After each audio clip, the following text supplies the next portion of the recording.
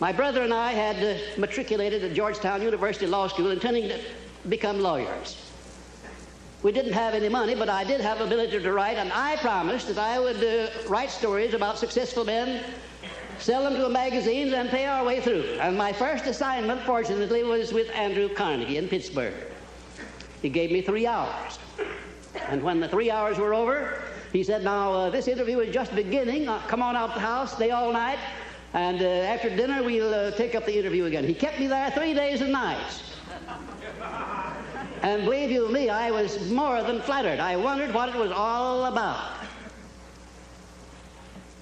He kept talking to me about the need for a new philosophy. He said, we've had many philosophies from the days of Socrates and Plato on down to the days of William James and Emerson, but most of them dealt with the moral laws of life. What we need is an economic philosophy for the man of the streets that will enable him to make use of the know-how gained by men like myself over a lifetime of experience.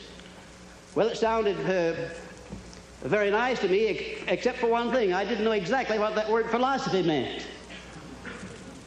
And finally, at the end of the third day, he said, now look here, I have been talking to you for 3 days about the need for a new philosophy, and I'm going to ask you a question about it. If I commission you to become the author of this philosophy, give you letters of introduction to men whose experiences you will need in collaboration with yourself, are you willing to put in 20 years of research, because that's how long it will take, paying your own way as you go along without any subsidy from me, yes or no? Ladies and gentlemen, there have been many times in my life when I have faced difficult problems and difficult decisions, and I don't think I ever faced one more embarrassing than that.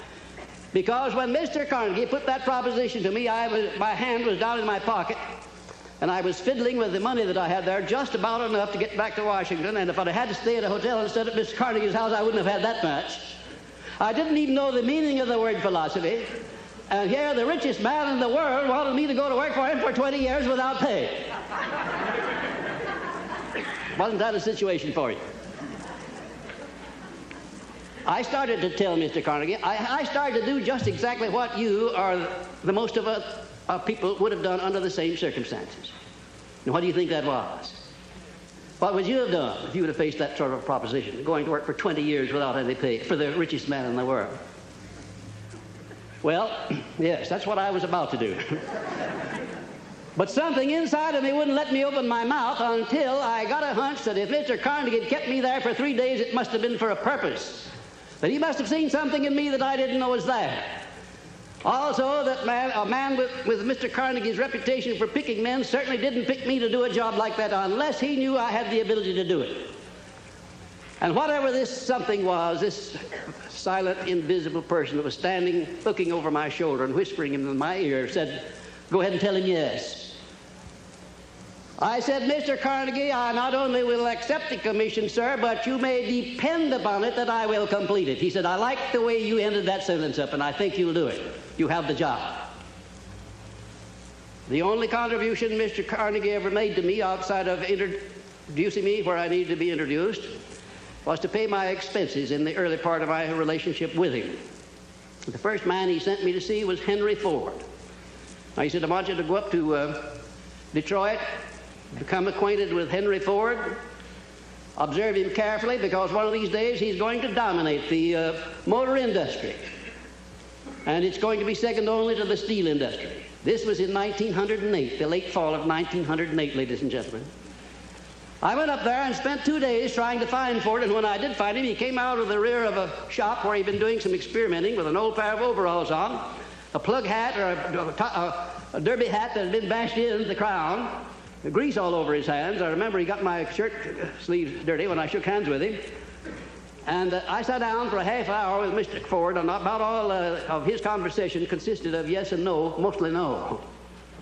And I wondered how a man like Mr. Carnegie could have made a mistake like that. Imagine if Mr. Ford would ever be a leader in anything. Well, I won't tell you the rest of it. That's enough. It has been said that I have made more successful men than any man living today. I don't know whether that's true or not, because there's no way of getting accurate statistics. But ladies and gentlemen, when I When I take inventory of the people that I do know who started at scratch and have become millionaires, and some of them not quite that much money, but become profoundly successful, I recognize that I have created a philosophy here through the good work of Mr. Carnegie that's been a benefactor to the world, not only to those who are living now, but to those who are not yet born. When Mr. Carnegie sold me on the organizing this philosophy, he said, I'm going to give away my money before I die as fast as I can find ways and means of giving it away without doing damage. And as you, of course, know, he did just that. He gave it away for educational purposes, libraries, foundations for the maintenance of peace, and in every way that he could conceive. But he said, by far the greatest part of my riches I am entrusting to you to take to the people of the world in the form of the know-how through which I gain my money. And he said, if you carry through the trust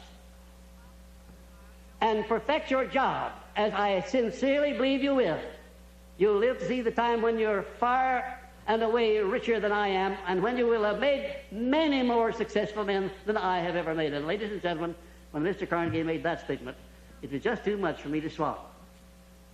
I thought, well, Mr. Carnegie has never flattered me before. He's never said anything that didn't turn out to be right, but that's just one of those things that never could happen. I have already made thousands of times more successful men than Mr. Carnegie ever had. Thousands of times, and I'm still in the process of making.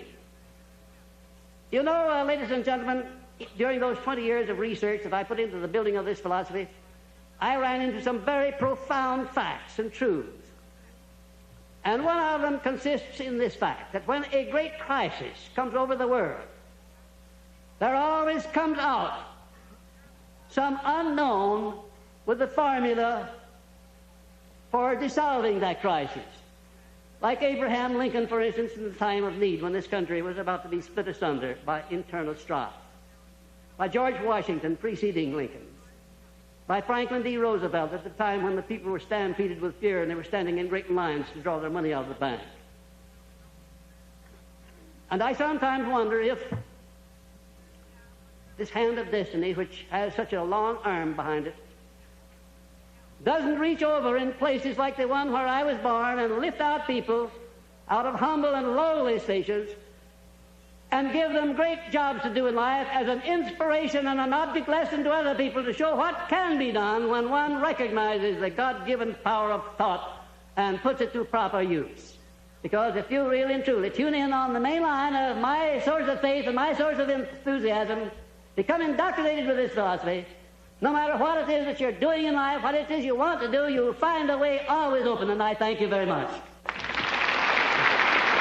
Thank you.